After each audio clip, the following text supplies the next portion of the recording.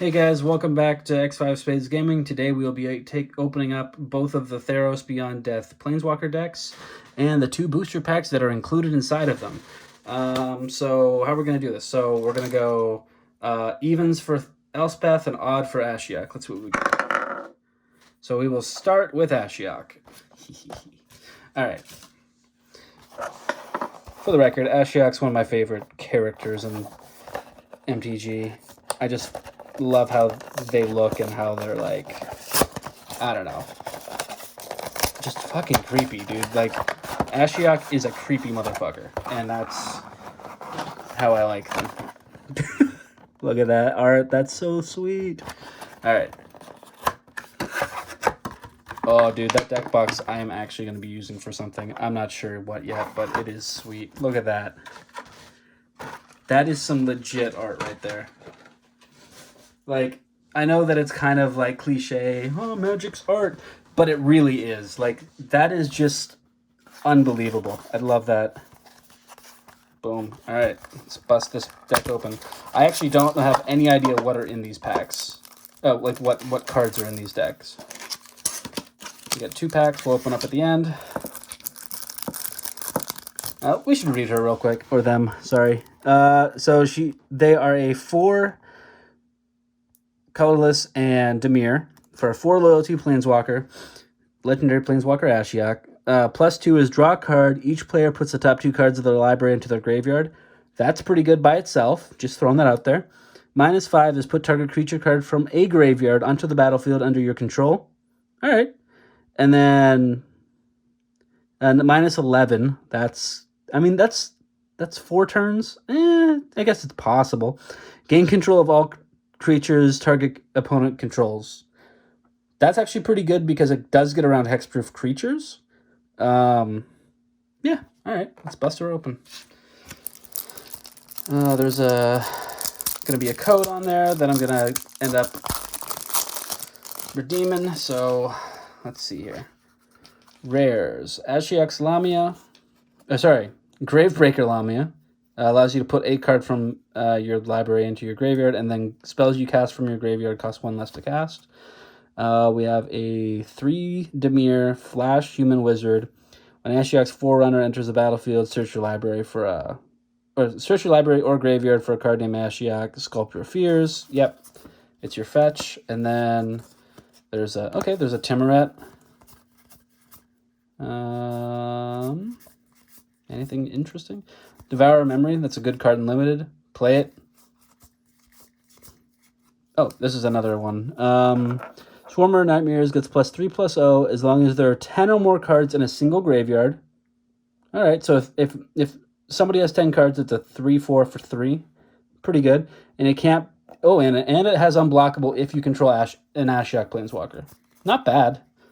I think this is a extended set. At the beginning of combat on your turn, each player puts the top 3 cards of their library into their graveyard. It's a 3/2 for 4, though. It does have flying, but meh. We got our lands. Do we have any special spells? Let's find out. 2 shores. We got a Glimpse of Freedom. Glimpse of Freedoms. Leap of the Dead. Final Death. Funeral Rites. Fire Grasp. And, yep, then the code. All right. Cool. The price I paid at Walmart was definitely not worth it. Let's just throw it out there.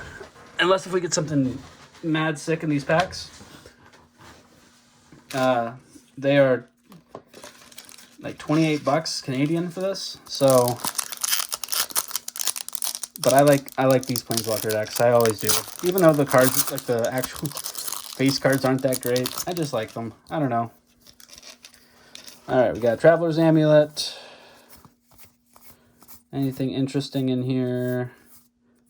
Inevitable End, Sage of Mysteries. We got a Hero of the Nextborn, Treacherous Blessing. Sweet. We got 3 of those. Oh, now we have 3 of those. We have almost a playset. And I've opened a total of 11 packs at this point. So, I don't think that card's worth anything. And even if it is, I don't really need 3 of them. I can't imagine ever wanting to play more than 2 in a deck. Omen of the Sea. That one actually might be worth a little bit at some point. It'll be worth more than just a regular common. Thrix. That's my third Thrix, too. What the fuck? All right, and then we got a Dreamstalker Manticore and a Nyx Mountain and a Human Soldier. All right. Well, that was a little bit underwhelming. The interesting thing is that both of those cards could reasonably be played in this deck. So if you're looking for any sort of consistency like that, well, you got it. I'm not sure if it's... I doubt that was designed that way, but you never know. Let's see if both of my rares in this pack are mono white. If they are, then I think that we have a... we have Elspeth.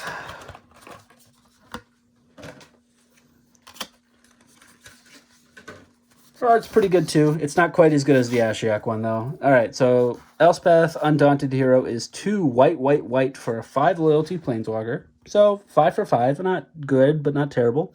She has a +2 that's put a +1/+1 counter on each of up to 2 target creatures. Alright, not bad. -2, search your library for a card named Sunlit Hoplite. Put it onto the battlefield. If you search your library for... Shuffle. Okay, I have to see what that card does. Until end of turn, creatures you control gain flying and get +X/+X, where X is the number of creatures you control. Wait. Oh, sorry, where X is your devotion to white. Alright, that's not terrible. That's 2 turns. Or on your third untap, you would be able to use that. That's actually not terrible, really. As a... Like, okay, so we just have to see what Sunlit Hoplite does. I don't know what that card does.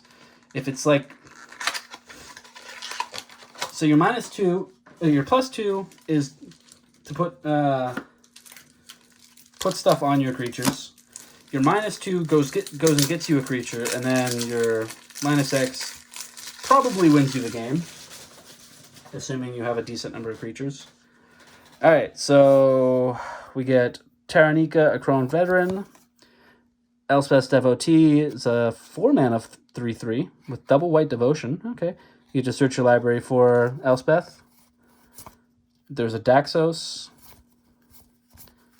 Okay, where's this Sunlit Hoplite? That's what I want to see. How good is that card? Eidolon of Inspiration. At the beginning of combat on your turn, target creature you control gets +2/+0 until end of turn. Meh. Not terrible. Okay. As long as it's your turn, Sunlit Hoplite has first strike. It's a 2-mana 2/1. Sunlit Hoplite gets a +1/+0 as long as you control an Elspeth Planeswalker. So you get when you have Elspeth out, you're -2ing her for a 3/1 with first strike on your turn. I mean, unless if you don't have any creatures, I don't see you ever using that. But hey, you know, what spells did we get in here? I'm assuming we get a couple Banishing Lights. Dreadful Apathy ×3, Indomitable Will ×3. Karametra's Blessing ×3. Phalanx Tactics. Oh, no. Wow. Okay, there was no... Alright, well, I mean, it happens. And might as well pull Daxos out, too. Alright. Alright, let's see if my theory is correct or incorrect. Will we get 2 mono white rares in these packs? If we do, then we know that the packs are kind of tilted towards being able to be played in your Planeswalker deck, which, honestly, if these are designed for new players, I think that that's totally fair. The unfortunate part of that is that if there's some really good rares that aren't in these packs, because A, they're not mono white, or you'll know that there's no value in them afterwards, right? So let's find out.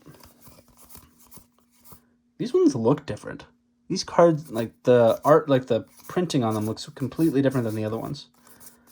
Like, hold on, let's see if you can you see the difference on that Soul Reaper? Like, it just looks like faded almost. I'll see if I can find another one. That one looks real bad. I don't know, and the Typhon looks pretty bad too. All right, Banishing Light. Hey, okay, so no, it's not. There's an Underworld Breach. All right. We do get a Fancy Plains and a Wolf token. I'll see if I have another one of those. I really do want to check and see if that's... Because these look like completely different cards. Like...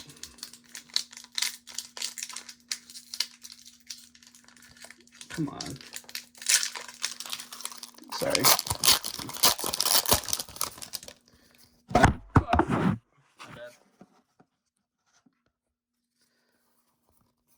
And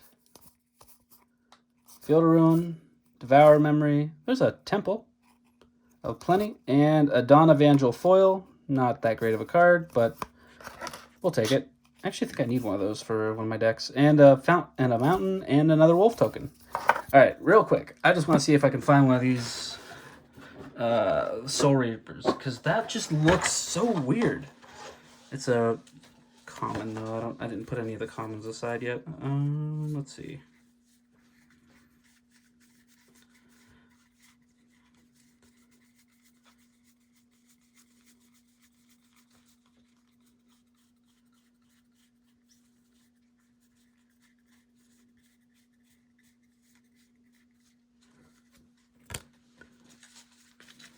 I did find one. Let's see if there's actually that big of a difference or if I'm just losing my mind. So this is the one on this side. This is the one from the bundle, and this is the one from the Planeswalker deck pack. I feel like I don't know. I feel like there is a little bit of a difference. I don't think it's quite as big as I thought it was, but I don't know. The printing on this one just doesn't look as high quality as this one. But, all right. And I have a little surprise at the end here. I've got to open up, I got 3 packs of Modern Horizons. I'm just going to bust open real quick and see if we get anything interesting. Where's our thing? These ones not have it? Oh, okay. Guess not.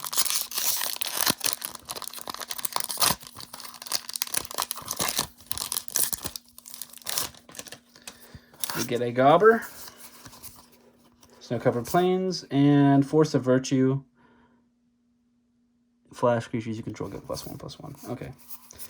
Yep, that's pretty bad. Force of Negation now. I think that's still worth like $30 US. So, Island Endling. I don't think that one's worth much, but it might be. I have to check. I doubt it. Zombie Shapeshifter does things. Black, gain Menace, black, gain Death Touch, black, gain Undying, and then you can pay 1, and it gets +1/-1, or -1/+1 until end of turn. Sure. Looks pretty garbo, but, you know, whatever. Last pack.